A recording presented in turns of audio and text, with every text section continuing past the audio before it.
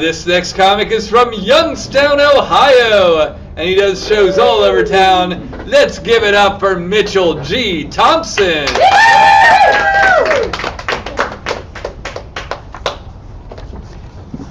Let me wrap it up. I scheduled to get a vasectomy consultation, so soon I will be sterile, feral, and mentally in peril.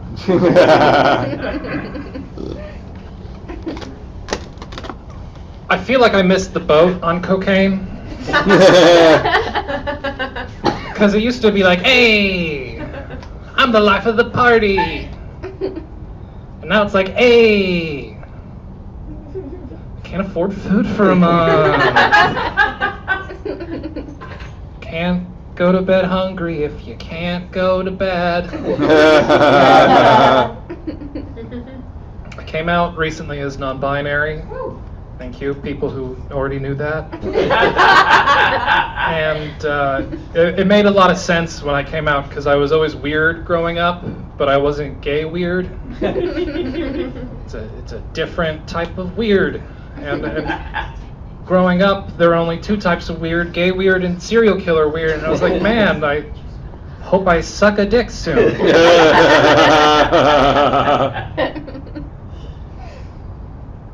No, I like the idea kind of being gay because it was the closest thing I knew to queerdom and like various different aspects of it, but I just didn't want to fuck a guy, and that's like the one thing that's non-negotiable. You'd think it was listening to Carly Rae Jepsen, but no. I thought the only way I could wear as many scarves as I did and still have sex with ladies was just to become Italian. And there's no hormones for that. It's marinara sauce. Marinara sauce is the hormone for that. Coming out made me, as non-binary, made me kind of question my sexuality because I was no longer heterosexual because where I had started from had changed. So I had to kind of break everything down and reevaluate, and it's like, okay, women. I fucking love women. They're great. They're awesome. Sit on my face. Men. I fucking hate men so much I stopped being one. Non-binary. I love other non-binary people. So, you know, technically this makes me bi. Woo. And technically, on paper, this means I'm partially homosexual. I'm attracted to the same gender as myself. But it feels, that's all on paper. But in practice, it feels a little different because my non-binary is like silly little flesh muppet non-binary. And the non-binary I'm attracted to is a pirate who knows magic. And those are very different non-binaries. You know, the label's the same, but it's a different product. It's comparing cantaloupes and raisins. And like, yeah, they're both fruity, but only one's allowed to the cookout. It gave me flashbacks to being in marching band and the marching band director being like, hey, we're on the football team. It's like, no. Yes, we're both on the field, but I am not allowed in the huddle. There's a saying that really kind of sums up my whole feeling, and the saying is, a powerful woman. You know, women want to be her, men want to be with her, and for me it was both. I'll take both, please. It's like, hey girl, let's go back to your place. You can slip out of those clothes, and then I'll slip into them. See how they fit my figure. I'm gonna raid your closet if we go on a date. I'll eat you out afterwards. It's a give and take. You scratch my back, I'll scratch. We don't need to tell you what I'll scratch. So my pronouns are he, they.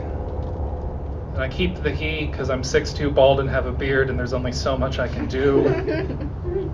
If I get rid of the beard, my gender's just thumb. I just look like the villains in the Spy Kids movie, the little hand monsters, which is not a reference everyone will get. But for those who do, they'll be like, oh, fuck that movie. I feel like Karl Marx's problem, this is a different bit now, I feel like Karl Marx's problem was that he called it the Communist Manifesto. Because no one wants to read a manifesto. Crazy people write manifestos. If you're manifesting anything, put that shit on a vision board.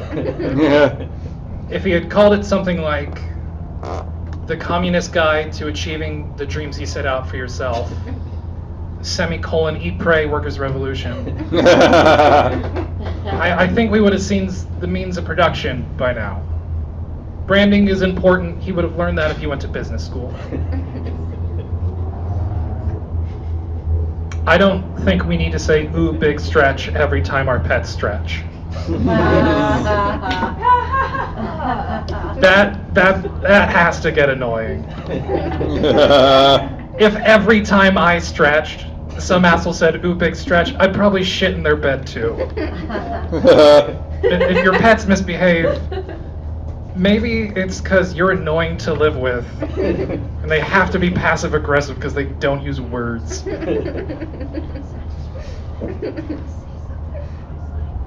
I feel like it's a real missed opportunity that Hungarian people don't call themselves hung. Because if you're from Czechia, you're Czech. If you're from Slovakia, you're Slovak. And if you're from Hungary, you're hung, babe. Hi, my name's Caroline, and I'm really hung. My whole family's super hung. My mom's really well hung, and my grandpa makes being hung his whole personality. And not to brag, we've been hung for 20 generations. We're really proud of it. I did one of those 23andMe tests. My mom did them as a Christmas gift one year, and it's really anticlimactic because it's just like, hey, you're white. And I was like, thanks, I had a mirror. I gathered that. It's like, you're from all of these countries. I'm like, yeah, that's where white people come from. You know, I just didn't get anything I didn't already figure. If it was just like, hey, you're actually a weird-looking Jamaican lady, then I'd be like, oh, I didn't know that. Now I could connect to my culture. And this was years ago now, so now 23andMe keeps sending out emails of like, hey, here are all your cousins that you didn't know about. And it's like, hey, 23andMe, I'm downsizing family at the moment. I'm trying to get rid of them. I don't need 14th cousins. I got first cousins that are fascists, so. Unless it's Dolly Parton, I'm not interested. I think if you call golfers pro athletes, you can remember people's pronouns. Trans women are women, trans men are men, non-binaries are whatever the fuck we say we are, and Tiger Woods is a professional hobbyist. I don't care what bathroom you use, but if I go to the grocery store and there's an Arnold Palmer next to a Gatorade, I'm fucking rioting. Trans athletes can compete in whatever division, whatever type of sport they want. Just, don't do golf, babe. Just take a hike. It's way better.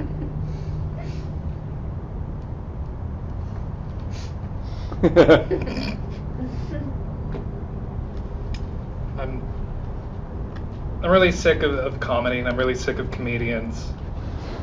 No offense. It's just, if I have to watch one more Netflix special where a millionaire bitches about Twitter, you know what I'm going to do? I'm going to watch something else, like a normal, healthy reaction. Because comedians fucking hate cancel culture. Oh, we hate cancel culture. And like, open mic comics hate cancel culture. And it's like, hey, Greg, your show wasn't canceled because they were trying to silence you. It's canceled because no one showed up. We need the slot, Greg. We got beer to sell. But canceling doesn't work. Louis C.K. is still out there. Fucking Bill Cosby's still out there. Joe Rogan has $1 for every time he says the N-word. It has only worked once, and that was for the band U2. Because they were on the top of their game. They were hanging out with Barack and getting knighted by the Queen for talking about all the dying kids in Africa, which, by the way, who you think was killing them, bud? They were just living it up, and then in 2014, they gave everyone who got an iPhone a free album, and everyone collectively said, no! And they've never been relevant since, and I think the reason it stuck was because that was the first time that straight men got something they didn't want on their phone, and they didn't ask for, and I think that's the sticking point. Michael Jackson dangled his kid over a balcony, Oh my God. and we all just forgot about that. I do. Like nowadays, like there's like two schools of thought. It's either he was a monster who used his fame to lure in children, or he did nothing wrong and was, a target of people trying to bring down a black man. And we all forgot that he was just fucking weird. Way before a crime was committed, we were inappropriate. When he was 30 years old, his best friend was 8, and I don't know how good at dancing you need to be to justify that. Like, I'm in the arts, I tell jokes. How good of a joke does that cocaine joke need to be to justify being friends with a 12-year-old? Because I don't think I can make it any better than that. I think there's a ceiling to that. He went on national TV and said that his favorite thing was to tuck children into bed, give them milk and cookies, and in the morning to get in a hot air balloon together. That sounds like a German folktale monster. Some freaky shit from the Alps. And like, Michael was a deeply troubled individual. And there's no way that he managed to keep that in around every child. There was one moment where a kid was like, "Hey, Michael, what was your dad like?" And he's like, "Oh, one time he held me up by a leg and then beat the shit out of me in front of my whole family because he didn't think I did a good enough job singing Rockin' Robin." Question for you, what's your favorite color? And even the kids who defend them are like, "Yeah, we spent every night in the same bed, but we kept our hands to ourselves."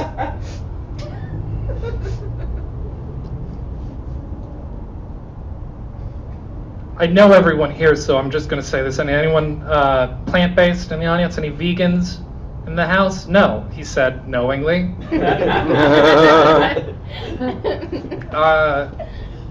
I've been thinking about going plant-based. I'm pescatarian at the moment, and the main thing I need to know is if cum is vegan, because it's a real big sticking point if I got to switch. I heard someone say that it was because it was given consentingly, which feels like a weird rule that they had to sit down and work out.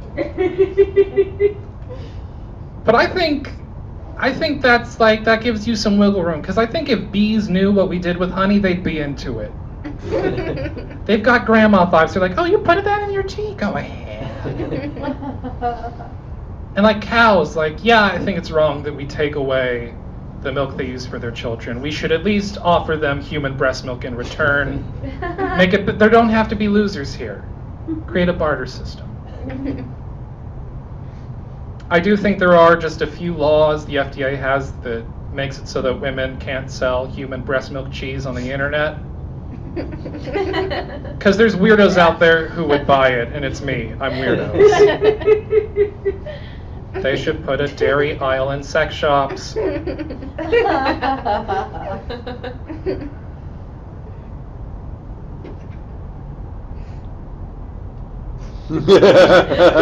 trying to think if there's more to that joke, and I don't think that there is. I think you got to end on dairy aisle in a sex shop. Yeah, I was way too old when I realized that Warren Buffett and Jimmy Buffett were different people. I was like, man, people really like that Margaritaville song. And then I'll end with this. It is a little long. I got into gardening during the pandemic, but because I haven't married a landlord, I'm not allowed a yard, so I have to do indoor gardening. And there's people out there who make art with the pots, the planters, and they make them look like faces or boats or frogs or whatever. And there's a group of women who use them to look at a nude female form. And it's not exploitative, it's like empowering. It's women taking back their bodies, and it's super inclusive. It's, different races, shapes, sizes, mastectomies, double mastectomies, cis, trans, cellulite, pubic hair, everything, and it's really powerful, and it's something I want to champion, but that takes a lot of context for me to give you. Context you wouldn't have if you just came to my apartment and like, "Mitch, what's with the ficus growing out of tits?" We need to talk, bud. So I looked into the male equivalent of it, and it exists, and that shit's really gay. Believe it or not, the gays really cornered the market on decorative penises. And I question this about myself. Why, when looking at a decorative male penis, do I immediately go, that's gay? And I really dug deep into it, and that, men, it's kind of a chicken egg. Like, I don't know if men hate their bodies so much because they hate gay people, and gay men love their bodies, so they hate their bodies in association, or they hate their bodies so much that a man who loves the male body has to be bad. And men aren't allowed to feel powerful in themselves unless they're like dominating or doing a sport. That a sexy woman is a naked woman, that a sexy man's a man in a suit wearing the most clothes, and we're literally destroying the planet so that men can be comfortable in suits because they're just so incapable of being uncomfortable as themselves. And I think the worst part was that we did it to ourselves. Like this, no one forced this upon us. There wasn't a third party we can blame for this. It's a prison of our own making, and that's a really long-winded way of saying my apartment is now filled to the brim with terracotta dick planters. My apartment has more schlongs in it than the Oscar Mayer Wienermobile parking lot. My apartment has more cocks and bushes than like every 70s porn. My apartment has so many dicks and balls in it that trans men getting bottom surgery use it to pick out the penis they'd like. I really like the length of the Monstera, but the girth of the Dracaena is just really pulling me to it. Thank you, Ivan. Really good one from Mitchell Thompson.